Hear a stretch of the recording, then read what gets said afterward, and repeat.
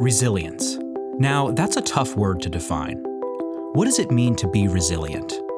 Is it the ability to press on, even when you're down and out, because you have the courage and the knowledge that what you're doing means something? Is it the ability to move past the hurdles and hardships that are placed in front of you as a matter of survival, a matter of stubbornness? Is it sticks and stones and all that? During times of struggle, resilience is key to obtaining a bright future. Good thing that there are people out there not only exemplifying what it means to be resilient, but teaching others how they can be too.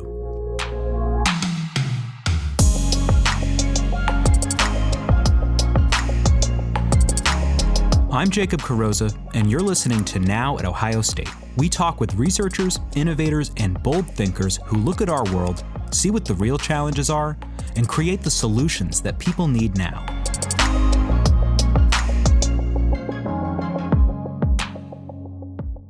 One such person inspiring others through her own resilience is Maggie Smith. Maggie is an award-winning poet, an Ohio State alum, and her memoir is a New York Times bestseller. Through her writing, she's connecting with people around the world who find meaning in the strong, uplifting messages. She's showing readers how they can spring back from the hardships they're facing and remain strong even in the face of adversity. Maggie sits down with our Mary Alice Casey to discuss her writing, what resilience means to her, and how being vulnerable can help us connect on many meaningful levels. Thank you so much for being with us, Maggie. We're really grateful for your time. Oh, no, I'm happy to do this. I'm so happy to be here. So our topic today is resilience, and I'm guessing that you never really imagined you'd be an inspiration in resilience through your writing. No, that was not on my bingo card as a writer, for sure. But I feel like your books, and particularly Keep Moving and You Could Make This Place Beautiful, people really are connecting with them. They're finding in them something that they need to hear or they need to have modeled for them. I wrote Keep Moving out of that sort of need to press forward and find a new way to be in the world when my marriage ended. And then You Could Make This Place Beautiful was more sort of a reckoning with the past, like the look back that memoir necessarily is. And so they kind of work in tandem in a way. And I think, ideas around hope and resilience and maybe even enduring through difficulty, those kinds of themes come up in both books. Mm-hmm. Mm-hmm. So I'm wondering, what does the word resilience mean to you? I'm a word nerd. So, of course, like thinking about what it actually means, we think about it usually in the ability to bounce back from difficulty. But when you think about another definition of resilience has to do with materials, like fabric or an actual hard material. And resilience is used to describe the ability of it to spring back into shape. So if you crumple something, or if you flatten something, you measure its resilience by how quickly it springs back into its original shape. I find that really interesting metaphorically when thinking about what we think of as human resilience. We're faced with something difficult. We're crumpled.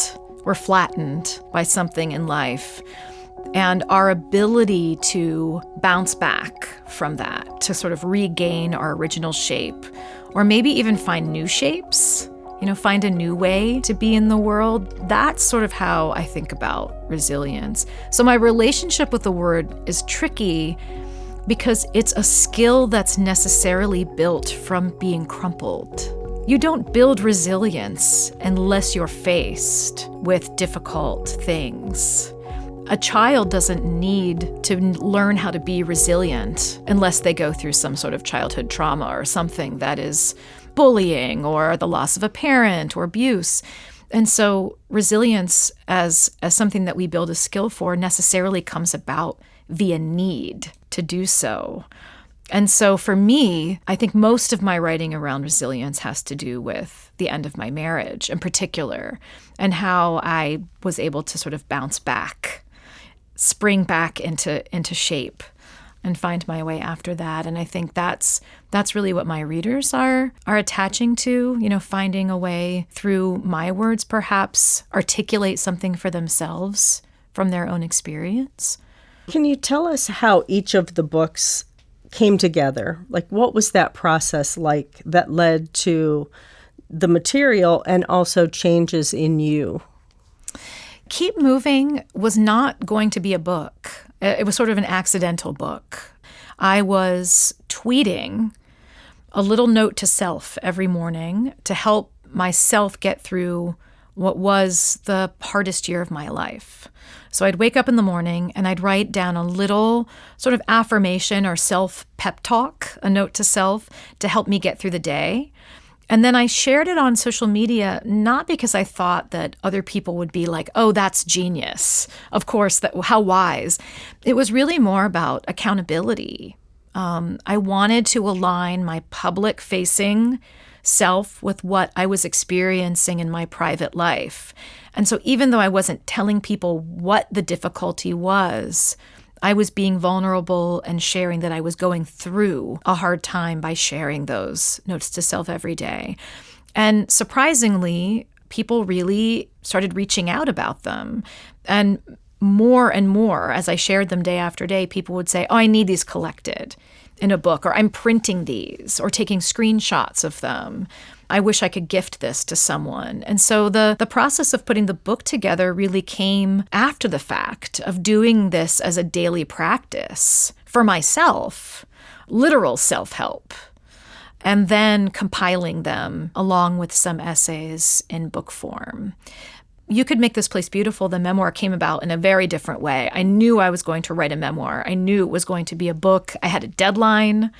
I had a year to write it. And so I sat down knowing from page one that I would be writing for an audience in a way that I didn't really consider the same way with Keep Moving. And so it really was a process of writing all of the individual vignettes in the memoir separately, not in chronological order. And so it was more assembly than a sort of outlined narrative. What advice would you give the rest of us for using writing in a way that is healing or that helps us get through hard times? So for me, writing things down helps me take maybe a sort of swirl of thoughts that feel kind of amorphous and busy in my mind and sort of slow down, give them shape, understand them a little bit more and black and white on the page. People are thinking, well, of course she feels that way. She's a writer. Writers make sense of things by writing, but I think that's something we can all access. I know we all go through times where we are confused. We don't know the best path to take. There isn't a clear option that's the right next step. There's a reason why people make pro and con lists. It actually does help. But sometimes just writing your feelings down about a thing, writing your questions or sort of worry points down, I think can be really clarifying, even if you don't consider yourself a quote-unquote writer. My daughter doesn't process as much as a writer. She processes as a sketcher. So if she's processing something, she is much more likely to pick up a sketch pad and a pencil and start to draw as a way to express herself and understand sort of what's going on in her mind. So I think we all have, if we're lucky, some avenue that can help us do that. And I think maybe trying a few to see what feels natural is the way to go. I feel lucky that I found writing, when I was 12, 13, 14, and that's been my go-to. And also, I cannot draw. No one wants to see my stick people. There's no catharsis in my stick people. Keep Moving, as you point out, is a book of affirmations, notes to self. I wonder if you could read the first one. Yeah. The ending of one thing is also the beginning of another. What is the next adventure? There's room enough in this life, with its many endings, its many beginnings, for things you could not have imagined last week or last year or 10 years ago. Keep moving. I think that's so poignant. Going through a loss it's hard to see anything else. It's hard to see anything positive. Why did you choose that in particular to lead off the book? Because when you're going through a sort of traumatic upheaval or a deep, deep loss, it's really hard to see what else might be possible. I mean, just your conception of the future is so broken. And so I liked the idea of beginning the book with the gift that might be in the ending of something. It's almost sort of counterintuitive that endings are beginnings, but of course they necessarily are. When something burns down, it also creates something. It creates a space where something else can be built. And if you're only thinking about the ending or the absence or the loss of the thing that's not there, you're not seeing the potential for what could be planted or built in that space. So I felt like that was the right headspace for the reader to be in entering the book. Mm-hmm. I really loved reading about the beauty emergencies that you and your kids make time for. I was wondering if you could tell us about those, what they are, and why they're important. Yeah, so in our house, if you yell beauty emergency, people know to come running, which is maybe a good way of saying, well, you know you have a poet for a parent when someone yells beauty emergency and everyone comes running toward that voice. It's often sunrises or sunsets because depending on where you are in our house, you see one out the back windows, right, and one out the front windows, and they are only pink for maybe a minute. I mean, that's the thing about a sunrise or a sunset. If you don't run to see it, it will still be beautiful, but it's going to be purple in a minute, or it's going to be blue, or the clouds are going to shift. Or if you see a cloud that's a certain shape, it's a beauty emergency because the breeze will necessarily shift it into a new shape. That bunny will lose its ears, right? The mermaid will lose its tail. Clouds aren't just going to sort of sit there on hold for you while you check your email or, stir the soup or just one more thing and then I'll be there. That's not how beauty emergencies work. And so for us, I think it's really a sort of lesson about being present. And there are very few things that can't be paused and sort of set down in order to spend time with that one fleeting thing.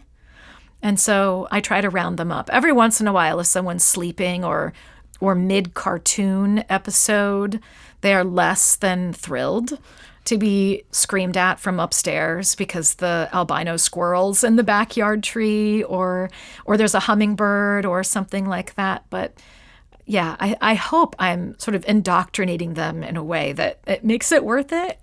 Mm-hmm.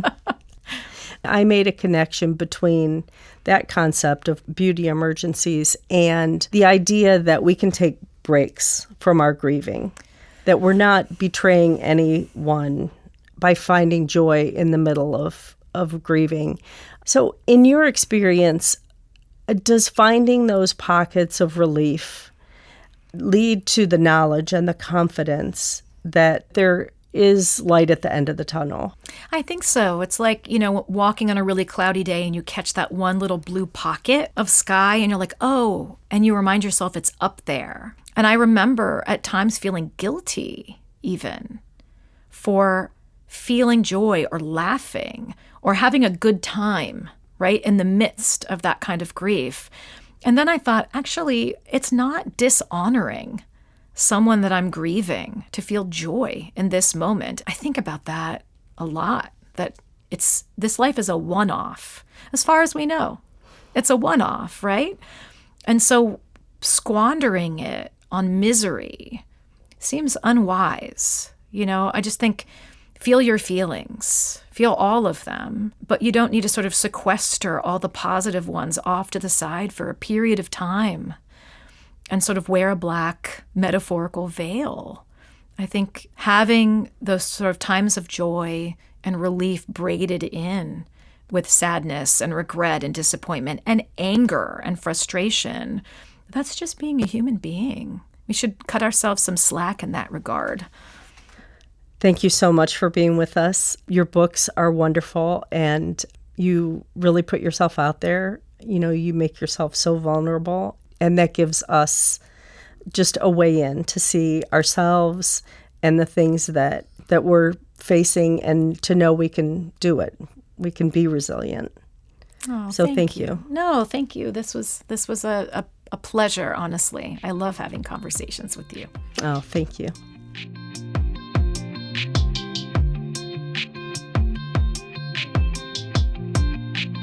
So if Maggie is the creative expression side of resilience, the right brain side, then Ohio State researcher Jackie Hoying is most certainly the left brain side. Jackie is an assistant clinical professor in the Ohio State University College of Nursing. She's a board-certified health and wellness coach, behavioral researcher, and she's director of MindStrong. MindStrong is a 7-week evidence-based program to improve overall mental health and support positive adaptation to stress, anxiety, and depression. Jackie sits down with our Elena DiMartini to discuss what resilience means to her, the positive outcomes that have sprung from this innovative system, and she offers some tips that you can put into practice. Thank you so much, Jackie, for being here. Can we start by you describing what MindStrong is and what your role is in it? Sure, and it's a delight to be here, so thank you for inviting me. MindStrong is really a 7-week evidence-based program that takes an individual through different sessions to improve their resilience. What we've noticed in the research when we measure the outcomes is that we see decreased anxiety and depression and stress. Along with that, they have an increase in their healthy lifestyle beliefs and behaviors. This program was developed originally by Dr. Bernadette Melnick, and that was about 30 years ago. And then she gifted it to The Ohio State University, and with that, we adapted it to work with college students. So we have all the way from undergrad to graduate, and then a Mind Body Strong program that's for healthcare professionals. I'm the program director for MindStrong, so that's my role here at the university, and then conduct research around mental resilience. What are some indicators maybe you have that people's resilience could stand improvement right now? I think that as we look at mental resilience and we think about what that is, the definition of mental resilience, the ability to withstand and to bounce back from any situation. It requires two things. It requires self-confidence and self-control.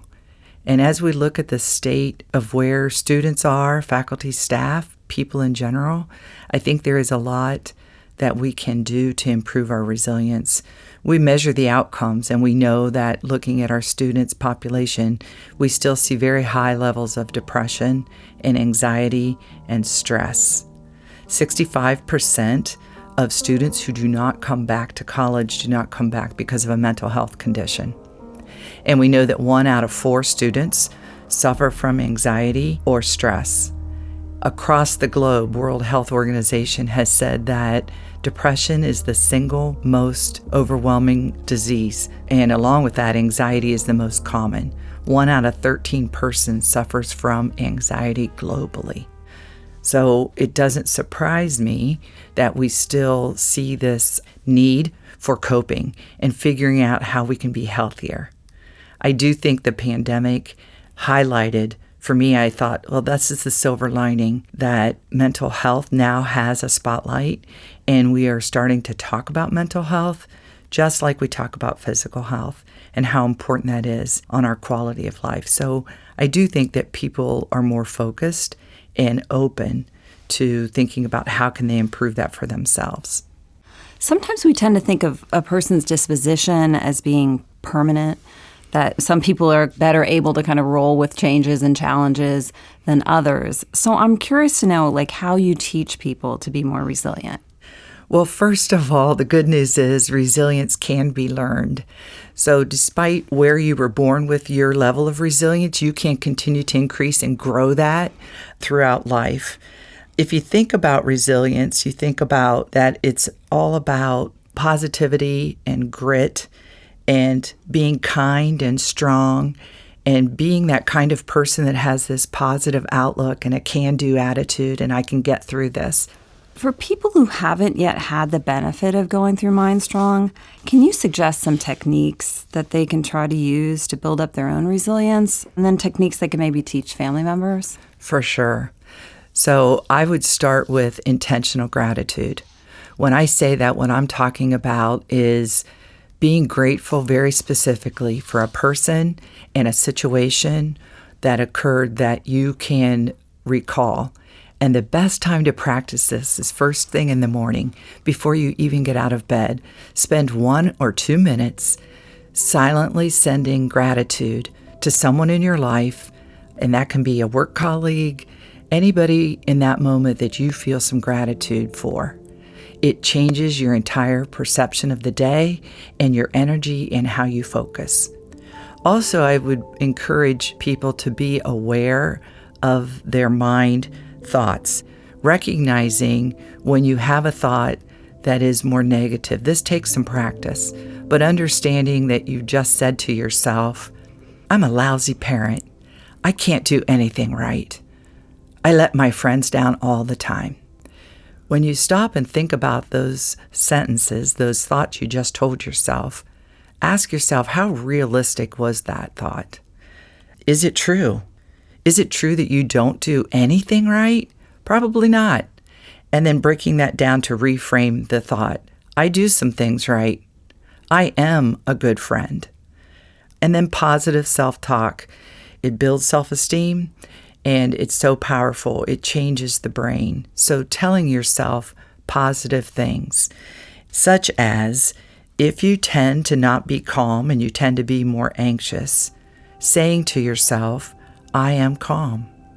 Other thoughts that you can say, I am strong. I have done hard things before. I have options.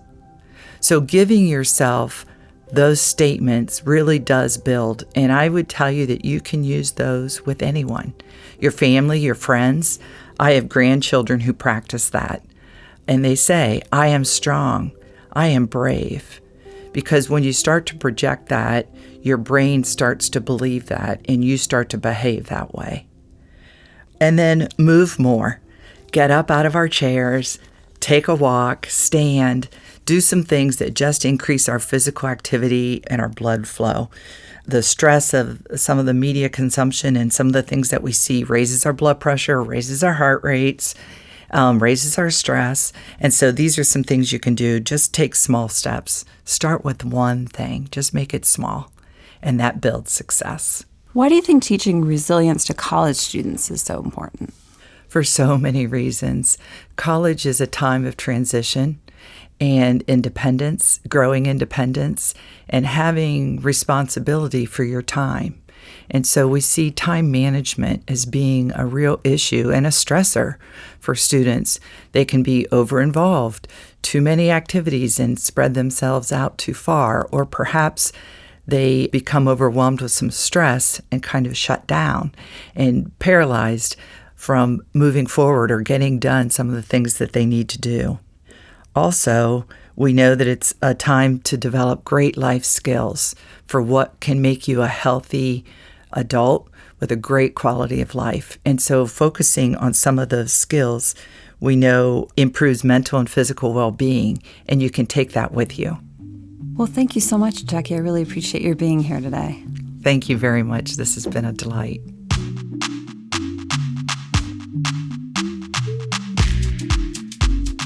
Resilience can mean many things to many people. It's clear that it's something we all need and that we all need to share with each other. How else can we make it through the trying times in our lives?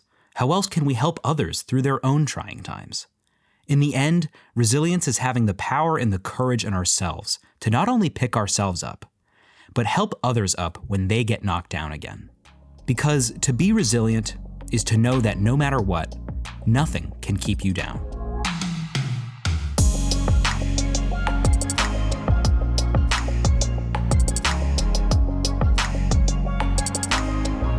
Now at Ohio State is produced by The Ohio State University's Office of Marketing and Communications. For more information, visit us at go.osu.edu/now. I'm your host, Jacob Carosa. Thanks for listening.